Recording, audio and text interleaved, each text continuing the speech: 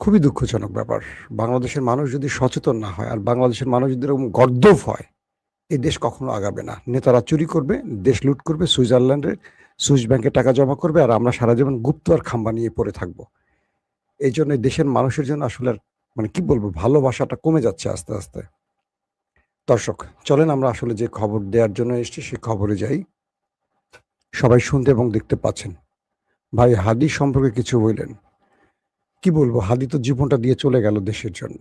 আর এই দেশ হাদীকে মনে রাখেনি, হাদীকে ভুলে গেছে। আর যারা এই দেশের জন্য লড়াই করে হাসিনাকে তাড়িয়ে একটা দেশ নতুন করে স্বাধীন করেছে তারা নাকি এখন গুপ্ত হয়ে গেছে। চলেন, আর কিছু বলার নেই। জি ভাই, চট্টগ্রামের লোকজন দেখতে পাচ্ছি সব। আহ দর্শক, বেশ কিছু গুরুত্বপূর্ণ খবর আছে। সেই প্রথম খবরটি হলো মার্কিন প্রেসিডেন্ট ডোনাল্ড ট্রাম্প আমেরিকাকে তার আমেরিকার ইতিহাসে সবচেয়ে বড় বিপদে ফেলে দিয়েছেন। এটা ইতিমধ্যে বিভিন্ন মার্কিন গণমাধ্যম সেটাকে প্রকাশ করছে। এবং ট্রাম্প যদি কখনো বুঝতে পারতেন যে তার এই পরিণতি হবে, তাহলে তিনি ইরানের সাথে কখনো যুদ্ধে জড়াতেন না। এটা নিয়ে কিছু দুর্দান্ত তথ্য আপনাদের দেব। পাশাপাশি পাকিস্তানের আসিম মনির বা পাকিস্তান রাষ্ট্রটি এই মুহূর্তে সবচেয়ে আলোচিত একটি দেশ।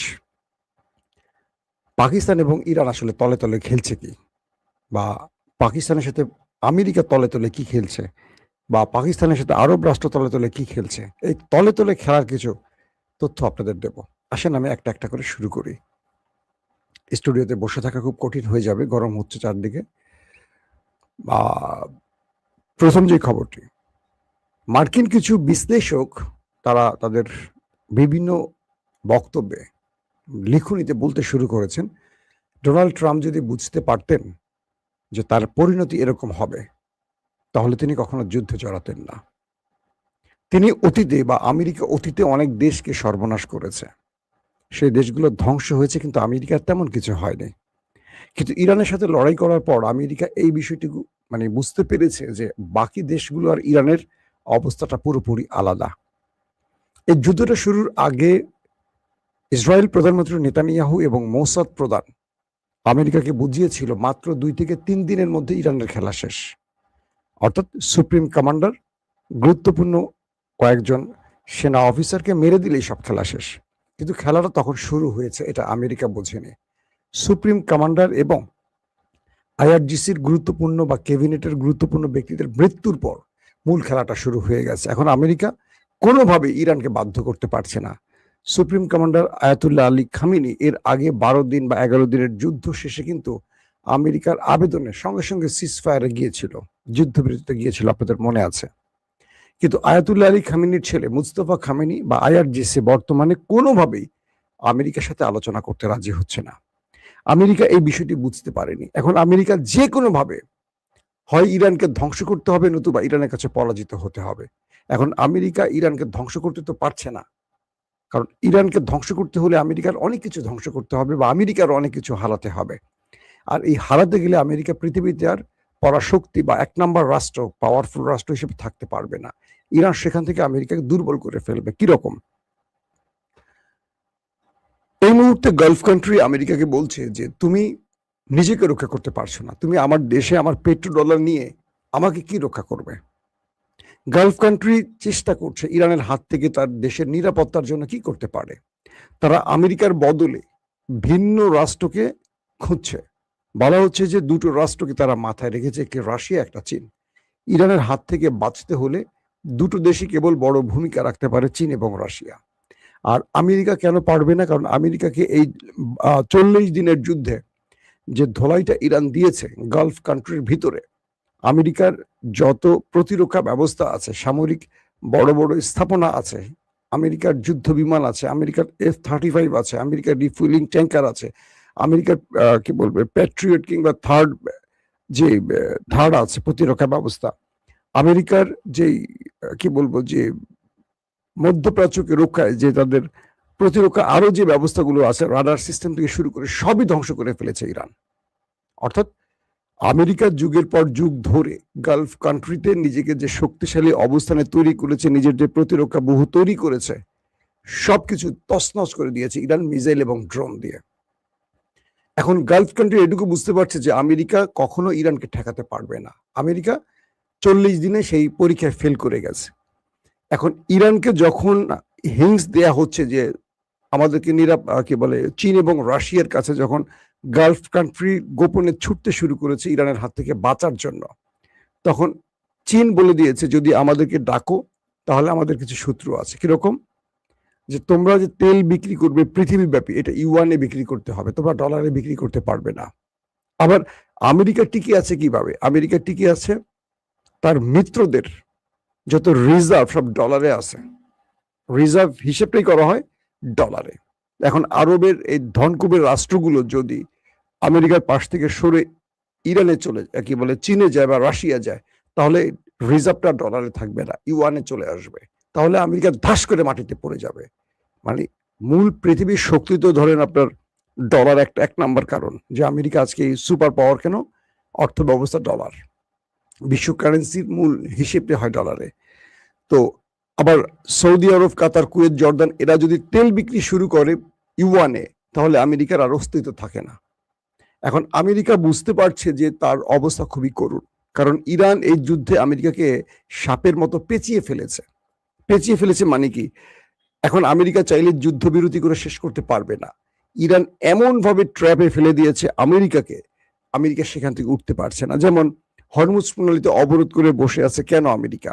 আমেরিকা চাচ্ছে ইরান যেন কোনোভাবে তার কারেন্সিতে বা ইউয়ানে বা ক্রিপ্টো কারেন্সিতে আর তেল বিক্রি করতে না পারে, বা ইরানের কাছ থেকে ইরানের মিত্ররা যেন ডলার ছাড়া অন্য কোনো ব্যবস্থা তেল না কিনা। কিন্তু ইরান বলে দিয়েছে হয় ক্রিপ্টো কারেন্সি অথবা তোমাকে আসতে হবে ইউয়ানে। ইতিমধ্যে সেইভাবেই যারা যারা তেল নিচ্ছে বা হরমুজ প্রণালী ত্যাগ করছে টোল দিয়ে, তারা সবই এই পদ্ধতি গ্রহণ করছে, ডলার বাদ দিয়ে দিয়েছে। এখানে বিশাল ধাক্কায় আমেরিকা খেয়ে ফেলছে। তো এই পরিস্থিতিগুলো একটার পর একটা আসছে এবং সামনের দিনগুলোতে ইরান আমেরিকাকে এমন চাপে ফেলে দিয়েছে যে ইরানের মিত্ররা ক্রমান্বয়ে আমেরিকা থেকে মুখ ফেরাতে শুরু করেছে। যেমন এর মধ্যে ইউরোপ মোটামুটি আমেরিকাকে সহযোগিতা করছে না, ন্যাটো সরে আসছে, যে কারণে আজকে পেন্টাগনের একটি বা হোয়াইট হাউসের একটি গোপন নথি লিক হয়েছে, এটা মেইল লিক হয়েছে। সেটা কি? আমেরিকা ন্যাটো থেকে স্পেনকে সাসপেন্ড করতে যাচ্ছে, এমন একটি নোটিশ পাওয়া গেছে। তার মানে স্পেন এই যুদ্ধে সবচেয়ে বেশি আমেরিকা ইসরায়েলের সমালোচক ছিল এবং ইসরায়েল আমেরিকাকে তার ভূমিতে বা আকাশে উঠতে নামতে দেয়নি, কোনো প্রকার তাদের ঘাঁটি ব্যবহার করতে দেয়নি। এবং সবচেয়ে বেশি সমালোচনা করেছে মিস্টার পেড্রো, স্পেনের যিনি প্রধানমন্ত্রী। এবং তাই স্পেনকে সাময়িকভাবে ন্যাটো থেকে সাসপেন্ডের পরিকল্পনা নিচ্ছে আমেরিকা। সেই তথ্যটি আজকে লিক হয়েছে। এখন প্রশ্ন হলো, যদি স্পেনকে ন্যাটো থেকে বের করে দেয়, ধারণা করা হচ্ছে আরো অনেক ইউরোপীয় রাষ্ট্র এই ন্যাটো থেকে বেরিয়ে যেতে পারে। আমেরিকা এখন তার শত্রু ইরানকে সাইজ করতে না পেরে ইউরোপের দিকে নজর দিচ্ছে। পাশাপাশি আরো যে দেশগুলো আমেরিকা ইসরায়েলের কঠোর সমালোচক ছিল, তাদেরও কঠিন বিরোধিতা শুধু নয়, শাস্তি দেওয়ারও বিভিন্ন পথে হাঁটছে আমেরিকা। তো বলা হচ্ছে যে এই মুহূর্তে আমেরিকা ইসরায়েল ইরানের সাথে মানে ইসরায়েল কিন্তু লড়াই করতে চাইছে, আমেরিকা কিন্তু এখান থেকে উঠে যেতে চাইছে, কিন্তু আমেরিকাকে ইরান ছাড়ছে না, চারদিক থেকে সে পেঁচিয়ে ফেলছে। আসেন 2 নম্বর গুরুত্বপূর্ণ খবর।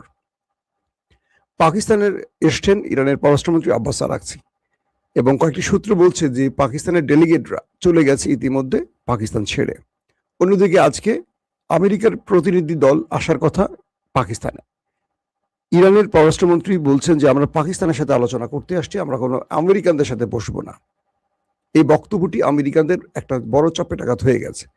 বলা হচ্ছে যে আসিম মনির 3 দিন ছিলেন ইরানে, 3 দিন থেকে ইরানকে যে কোনো ভাবে তিনি বোঝাতে চেয়েছিলেন এবং বুঝিয়ে সম্ভব করেছিলেন যে তুমি হরমুজ খুলে দাও, তুমি তোমার মতো হরমুজ পূর্বের মতো রাখো, টোল আদায় করো, যেটাই করো।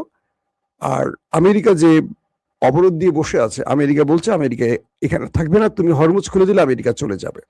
তো 3 দিন থেকে আসিম মনির ইরানকে ম্যানেজ করে তারপরে যেদিন তিনি ইরান ছাড়লেন, তখনই কিন্তু ইরান থেকে বলা হয় যে হরমুজ খুলে দেয়া হয়েছে। আপনারা দেখেছেন একদিন মানে 24 ঘন্টার জন্য।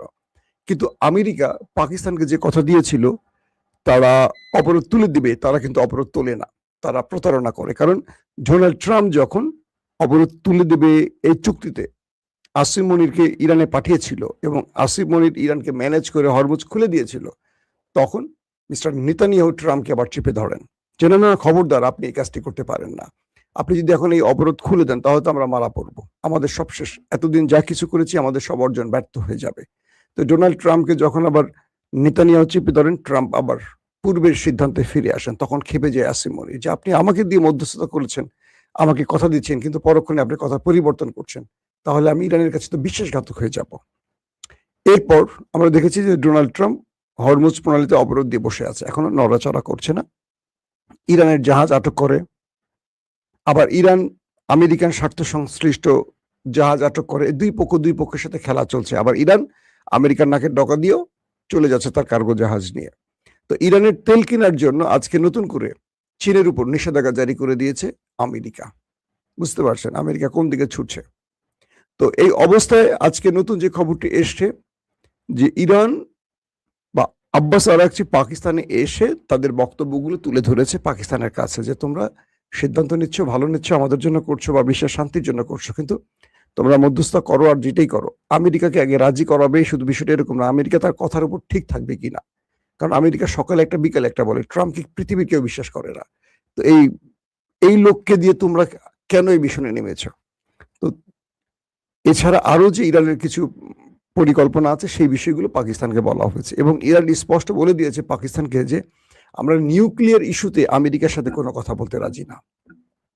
আমরা যদি কথা বলি আগামী দিনগুলো কি হবে, যুদ্ধবিরতির ফলে অর্থনৈতিক ব্যবস্থা হবে, হরমুজ প্রণালী ইস্যুতে টোল এগুলো নিয়ে কথা বলতে চাই। আমাদের উপর নিষেধাজ্ঞা যেগুলো আছে গত 40-50 বছর ধরে, এগুলো উঠাবে কি করে, আমাদের সারা পৃথিবীতে যে বিলিয়ন ডলার ফ্রিজ হয়ে আছে এগুলো ফেরত দিবে কিভাবে, আমাদের ক্ষতিপূরণ কিভাবে দিবে, এগুলো নিয়ে আমরা আলোচনা করতে চাই। আমেরিকা যে আমাদের সাথে নিউক্লিয়ার বিষয়ে যে আলাপ করতে চায় এই বিষয়ে আমরা কোনো কথা বলতে চাই না। যদি আমেরিকা নিউক্লিয়ার বাদ দিয়ে অন্য কোনো প্রসঙ্গে কথা বলতে চায় সেই প্রসঙ্গের প্রস্তাবনা আমাদের কাছে পাঠাও। আমরা তোমাদেরকে যে প্রস্তাবনা দিয়েছি এর অ্যাকচুয়ালি আমরা এদিক ওদিক যাব না। অর্থাৎ ইরান তার অবস্থাটা পাকিস্তানকে জানিয়ে দিয়েছে। এখন পাকিস্তান সেই ব্যাখ্যাগুলো পাঠাবে আমেরিকার কাছে। এখন আমেরিকা যদি রাজি থাকে তাহলে কিছু একটা হবে, আর যদি রাজি না থাকে, আমেরিকা যেভাবে মধ্যপ্রাচ্য চারদিক থেকে ঘিরে ফেলছে, একটার পর একটা রণতরী তাদের আসছে, তাদের যুদ্ধ বিমান আসছে, তাদের রিফুয়েলিং ট্যাঙ্কার। আজকে আমি আপনাদের দিনের বিকেলের খবরে বলে দিয়েছি যে 25টি রিফুয়েলিং ট্যাঙ্কার কেবল ইসরায়েলি নেমেছে বেনগারিয়ান বিমানবন্দরে। সৌদি আরব, কুয়েত, কাতার, আরব আমিরাতে প্রচুর যুদ্ধ বিমান ঢুকছে, প্রচুর রিফুয়েলিং ট্যাঙ্কার ঢুকছে, ড্রোন ঢুকছে, বিভিন্ন ইকুইপমেন্ট ঢুকছে, প্রচুর অস্ত্র ঢুকছে।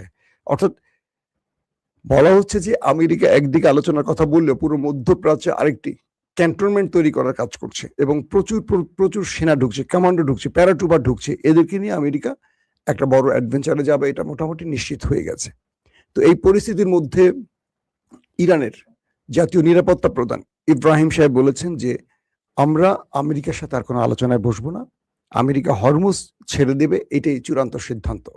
এবং হরমুজ ইরানের, এখান থেকে ইরান টোল আদায় করবে, ইরান যার কাছ থেকে টোল আদায় করবে আবার কারো কাছ থেকে মন চাইলে করবে না, সেটা ইরানের সিদ্ধান্ত। কিন্তু এখান থেকে আর কোনো বিষয় ইরানের আমেরিকার কাছ থেকে আর কোনো অনুমতি প্রয়োজন হবে বা আমেরিকার সাথে কোনো বিষয় সমঝোতা করবে এরকম না। যদি আমেরিকা চায় যুদ্ধ করতে আমরা প্রস্তুত আছি, তবে আমেরিকাকে যুদ্ধে আসতে হবে লং টাইম প্রসেসে, শর্ট টাইমে না। আমেরিকা যা চিন্তা করছে তার চেয়ে বেশি আমরা তাদেরকে প্রতি উত্তর দেব। তো এই বিষয়গুলো এখন আবারও আমেরিকার জন্য টেনশনের কারণ হয়ে গেছে। অন্যদিকে ইসরায়েল লেবাননে এখন আক্রমণ চালাচ্ছে। ট্রাম্প 3 সপ্তাহ যুদ্ধবিরতি ঘোষণার পরও লেবাননে থেমে দক্ষিণাঞ্চলে সাউথ লেবাননে ওই দেশটি এখন হামলা করছে। তাই লেবাননরা বলছে যে এই যুদ্ধবিরতির কোনো অর্থই নেই। একদিকে যুদ্ধবিরতি বলছে, অন্যদিকে হামলা করছে। তো এই সব কিছু মিলে আজকে একটি তথ্য দেখলাম, প্রায় 2000-এর অধিক লেবানিজকে হত্যা করেছে নেতাকাকুর দেশটি, 7,000-এর অধিক আহত, 1 মিলিয়ন মানুষ দেশ ছাড়া। এই পরিস্থিতির মধ্যে আসলে কোনোভাবে শান্তি চুক্তি সম্ভব নয় বলে দিয়েছে লেবানন।